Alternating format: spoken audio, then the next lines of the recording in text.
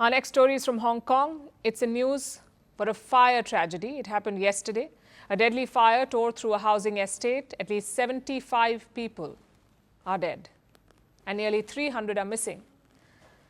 Some people are still trapped inside the buildings. Multiple towers were engulfed in the fire. It is Hong Kong's worst tragedy in 70 years. The rescue effort is proving to be challenging. At the center of the disaster is bamboo scaffolding. Towers across the complex were wrapped by bamboo. It's a traditional construction material often used in Hong Kong for its flexibility, its low cost and sustainability. But after yesterday's fire, questions are being raised. The construction firm behind the project has been charged. It now faces a criminal investigation. Here's a report. It is the deadliest fire Hong Kong has seen in decades.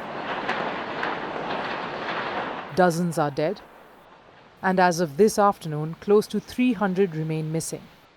Entire families gone. And as rescue workers pull bodies from the ruins, anger is growing over what could have been prevented. The fire broke out yesterday. It started in the Tai Po district, inside a cluster of residential high-rises called Wang Fuk Court. Within minutes, flames were leaping across buildings.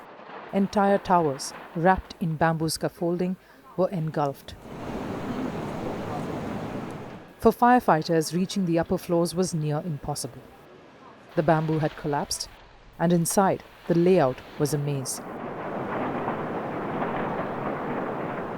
More than 1,200 firefighters were deployed, but by then the damage was done. This wasn't a remote village, this was a modern housing estate. So how did this happen? Investigators now believe the fire was not an accident. It was the result of gross negligence. 3 people from a local construction company have been arrested for manslaughter.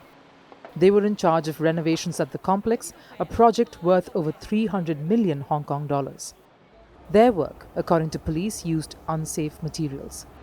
Fire retardant standards were ignored, and evidence is mounting that corners were cut, with fatal consequences. One detail stands out. Some windows had been sealed with foam, blocking escape routes. Plastic mesh and flammable netting surrounded the buildings. And all of it, wrapped in traditional bamboo scaffolding, provided a perfect pathway for the flames, a vertical highway for fire. That's how it spread so fast, not just within a building, but across 7 of them. This has reignited a fierce debate in Hong Kong over bamboo scaffolding. It's been used for centuries. It's cheap, flexible, and deeply tied to local culture. But it's also combustible. And this year, authorities had already raised concerns.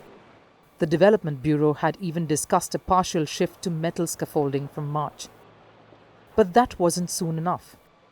In this case, bamboo may have turned a small spark into a citywide tragedy. Hong Kong's leader John Lee has now ordered a citywide inspection of all bamboo scaffolding. He says safety laws will be reviewed. And if there was wrongdoing, there will be legal consequences. Meanwhile, the city has launched a corruption probe. Investigators are looking into the contracts awarded for the renovation. Millions were spent. But fire safety was compromised. And now hundreds are unaccounted for. Residents are furious. Many have lost everything: homes, possessions, loved ones. Grief is giving way to rage. This tragedy is being compared to London's Grenfell Tower fire in 2017. There too, flammable cladding and poor oversight led to thousands of deaths. And like Grenfell, the Hong Kong fire has exposed systemic failures, not just in construction, but in oversight, in accountability. Hong Kong is one of the richest places in the region. But wealth means nothing if buildings burn and no one is held responsible. The question now is whether this disaster leads to real change. Because safety, like trust, is easy to lose and hard to rebuild. I wore the crown of a revolutionary.